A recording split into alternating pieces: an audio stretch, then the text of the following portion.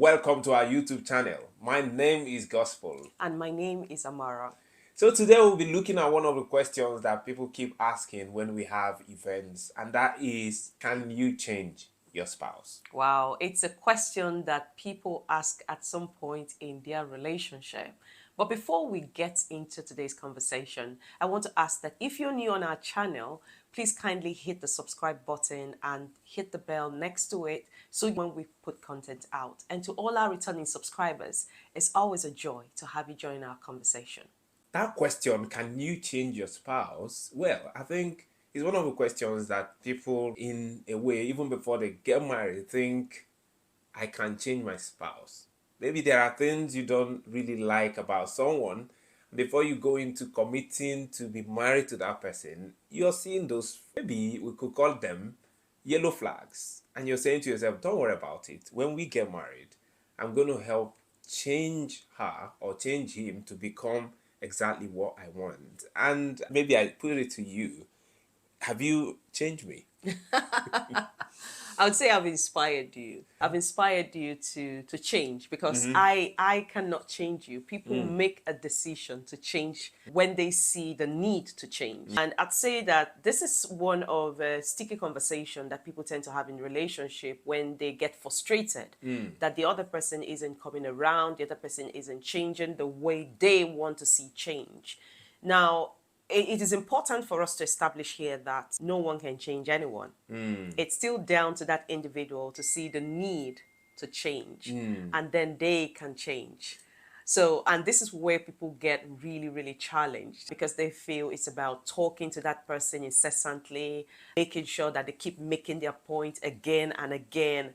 And the more they do that, the more change seems very far-fetched. I think it could be frustrating when there are key things you want someone to change. For instance, you want someone to change how they talk to you, or you feel the way this person talks to me, it sounds a bit abrasive or aggressive, or you want someone to improve certain character traits and the person is not doing it. Naturally, people tend to point those things out. You have to do this, you have to do that. And after saying all of that, you still see a repeat of the same thing. And that becomes a bit frustrating because you want an improvement.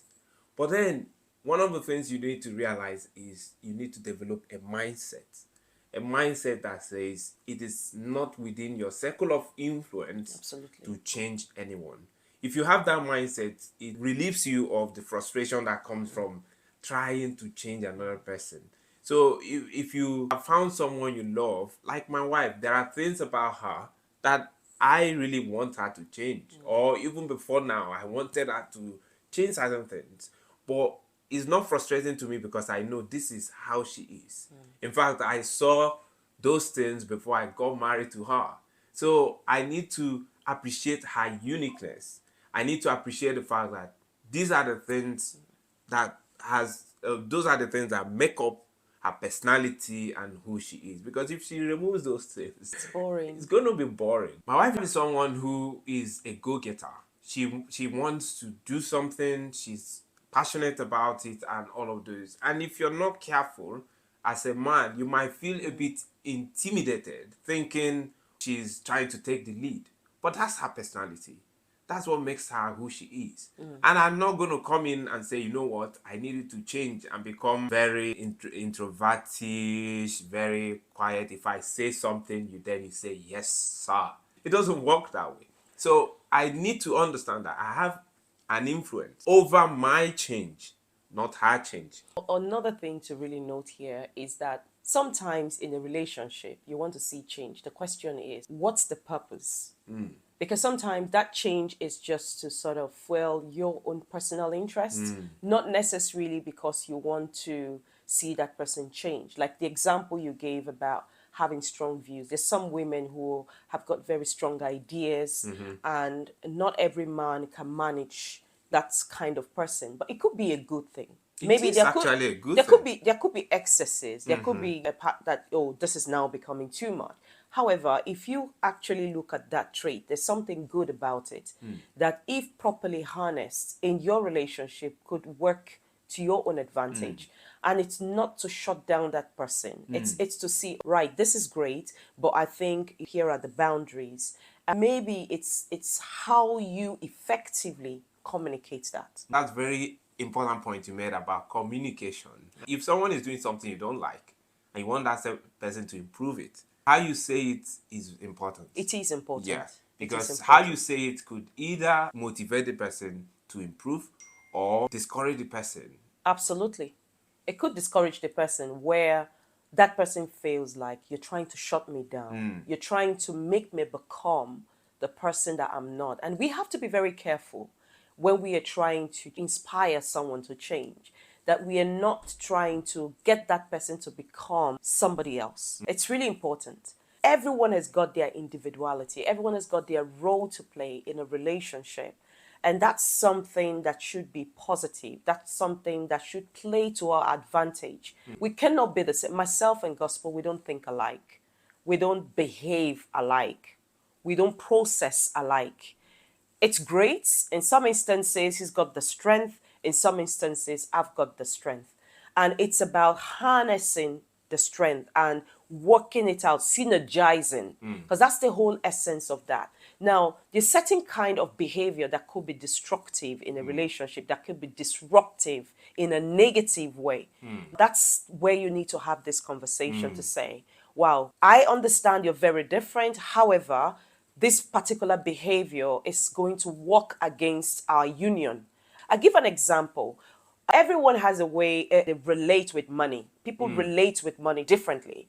And you might have a spouse who have got an estranged relationship with money. So money doesn't stay with them. They use it, they waste it. They don't know how to steward money right. Now, you want to see change in that direction because this is going to hurt the long-term vision of the family. It is worth having a sit-down conversation. You have to get into the root cause, the underlying cause. How will this hurt our relationship? And then have that conversation because this is going to destroy our relationship going forward.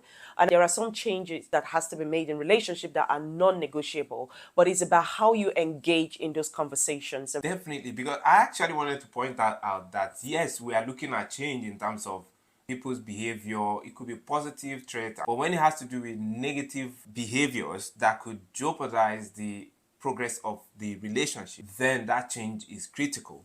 It doesn't mean you're going to force it, but you have to create the enabling environment for that change to happen. And one of which is to sit down and have a conversation to say, hey, I don't like this because it's going to jeopardize our relationship. What do we do going forward? And part of what that conversation should entail is setting boundaries. Absolutely. Because people can behave anyhow if they don't know that their actions have consequences. Sometimes you have to point out to them, if you're using the example you gave, the example of money, you point out to them that, look, if you keep spending this way, in the next 10 years, we are not going to have anything to fall back to. We will be in debt and it will destroy our life. It will impact on the family, both the children and all of those. And the person needs to come to that point of making decision to say, well, if you don't change, if you don't act on this, these are the consequences. Basically, you're pointing out the picture in a very plain way. Possibly pull out some spreadsheet. You have to be very practical about this conversation. It's not something to emotionalize. You have to be very practical about it and say, this is how it's going to hurt us. And then you can bring out some spreadsheet. Let's talk figures. Let's see how this is going to pan out. That's for this example. Yes. Let's see how this is going to pan out. Because it's really, really important that you put out the reality of that particular, in this instance, your finances to that individual. But the other point I wanted to ask you a question is, sometimes you want to have this conversation. You've had a conversation, but you're not seeing any change. The person is telling you, this is how I am. I've tried to change, but it's not happening. They have excuses to give in terms of why they do what they do. For them, it's not a problem because this is how they've loved to live their life. And you're frustrated. What do you do at that point? I think you have to bring in a third party. At this point, you have to speak up. You have to look for somebody who you can trust, you both can trust. and you have to bring this conversation forward. It's not sustainable. It's not a sustainable way of building your relationship, because money matters is something that have caused a lot of relationship to break up. You need the resources to run a family. You need that. So if this person is not going to be responsible to keep to their own side of the agreement, then maybe is worth bringing in a third party and somebody that you both respect to talk, to weigh into the matter, because it's really important that you get that sorted. And the other point I wanted to raise is around the how these conversations happen, because sometimes people want to talk about something, but the way they talk about it could be an issue. So even when you get a third party or you're trying to resolve it on your own, it's about doing it respectfully. Doing it in love. Doing it in love, correcting in love, and trying to inspire change. Like I say, you cannot change your spouse, but you can inspire change. It's about how you do it, how you say it. Get them to see the hearts and not just the words, because it's really important that they understand where this is coming from. What is your motivation? Where is all of this stemming from? It's not to put down your spouse. It's not to paint the picture that they are bad and you are good, or they've got some issues that they have to fix. It's about how can this work to our own advantage. We are working together as a team. It's not about me. It's not about you. It's about us. I think if it's done in love, with sincerity, Absolutely, with grace as with well, grace, knowing very well that whatever change is true, we are pointing finance, but that's not the key thing here.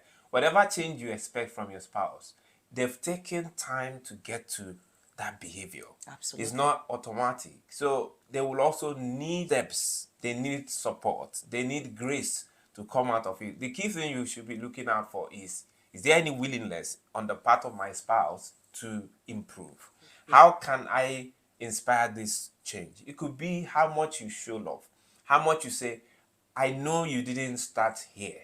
You've made progress. There are some things about me when we started our marriage my wife didn't like. But now she could say, sometimes she tells me, you've really come far. You've come a long way. You've improved a lot.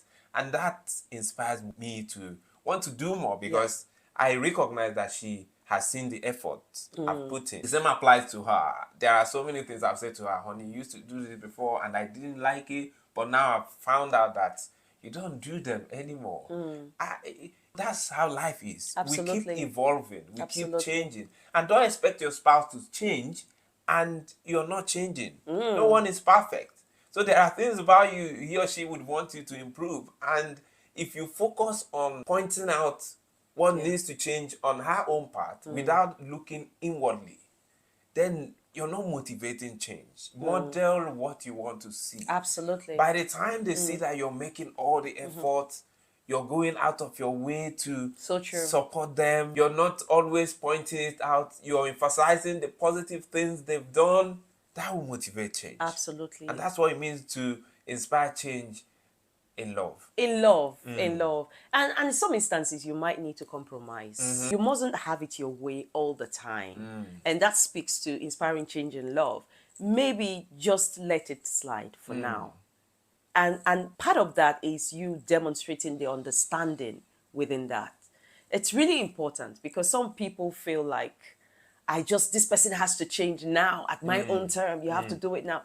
Just give them a little grace. Give them a little grace and create that enabling environment for them to change. Some people want to change, but they are so scared. You can't do that with fear. It's really important that they have a safe space. They feel they don't have a sense of, oh, if I make a mistake again, my wife is going to point it out or my husband is going to point it out. Just extend grace and give them that enabling environment to fail safely, get up again, and keep trying until they attain a level, of course, not perfection, but they're working towards perfection. They become who you are loving them to be. They are becoming something, because that's what humans are. That's what life is. There is no destination where we get to and we say, yes, that's it, we're done. We've arrived at destination. We are always becoming, we are always evolving. And that's one thing you should recognize, that your spouse, and if you look critically, The person you married 1 year ago, 2 years ago, 5 years ago, 10 years, depending on how long you've been married, is not the person that is with you now. So there's been some changes, there's been some improvement, and it's about just showing that understanding. No single marriage is the same. Right? Did I say it right? No two marriages are the same. Every marriage is different. And it's about how you weld it, how you show understanding in love, in love to your spouse. I also want to add that change is also seasonal. Change is seasonal because sometimes you want this to happen at a certain time. It's not happening. If you grant grace to your spouse, there comes a time when they become more mature and they see it from a different standpoint that really, I need to shave off all of these. I need to improve. I need to grow up. Yes, so give them time. Allow space for them to grow and become more mature. But in fact, by the time you stop focusing on what you need them to change, you would realize that it's not there anymore. And you say, what happened? Because time happens with seasons. But if you've tried your best, if you've given time, if you've been patient, and you're not seeing that change, you can live with it. Find a way to accommodate it. Unless it's a change that is detrimental to your health, to your life, your survival as a human being. If it's threatening your life, for instance, some people are physical, and you've given this guy the opportunity, this person the opportunity to stop being physical, and they keep doing the same thing, then you need to do something about it urgently because your life is at risk. We suggest you separate from that environment, give them milestones to meet, give them things to do before you can come back together if you must. If you're not seeing any improvement, then I think life is more important than marriage. Let me also add that it is really important that you pray and have faith in your spouse. Remember, you both chose each other, and you guys need to work on it, pray on it, have faith with each other that you're going to come out on the other side better. You're going to come out on the other side stronger, and you're going to come out on the other side different in a positive way, not in a negative way, in a positive way. And I think it's been an amazing conversation today, and I do hope you found this valuable. And I want to say thank you so much for joining us today. And please do not forget to leave us a comment in the comment section. Comment on your thoughts on this video, comment on some of your experiences as well. Would love to hear that, and people in our community would want to learn as well. Until the next time, we want to encourage you all to stay happy and keep loving each other. Take care. Bye-bye.